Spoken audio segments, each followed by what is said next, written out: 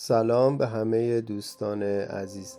از اونجایی که فصل زمستون رسیده و خیلی ها برنامه کوهنوردی و طبیعت گردی دارن، تصمیم گرفتم این پادکست صوتی کوتاه رو آماده کنم، چون توی این فصل شرایط جوی میتونه خیلی سریع تغییر کنه و اگه از قبل بررسیش نکنیم ممکنه با خطرهای جدی روبرو بشیم. امروز میخوایم درباره یکی از مهمترین نکات ایمنی در کوهنوردی حرف بزنیم: بررسی شرایط جوی قبل از صعود. شاید خیلی وقتا هیجان رفتن به کوه باعث بشه این موضوع رو جدی نگیریم، اما واقعیت اینه که هوا در ارتفاعات میتونه خیلی سریع تغییر کنه و غافلگیرمون کنه. عوامل اصلی جوی که باید حتما بررسی کنیم: گزینه اول، دما. در کوهستان ممکنه در عرض چند دقیقه چندین درجه تغییر کنه. گزینه دوم، باد. بادهای شدید میتونن مسیر رو خطرناک کنن و حتی تعادل رو به هم بزنن.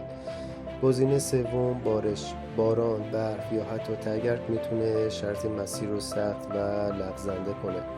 گزینه چهارم، مه و دیده کم. یکی از بزرگترین خطرهاست، چون احتمال گم شدن رو بالا میبره. گزینه پنجم، یخزدگی و بهمن. مخصوصا در فصل زمستان باید خیلی مراقب باشیم. حالا از کجا بفهمیم هوا چطوره؟ اپلیکیشن های معتبر هواشناسی رو چک کنیم.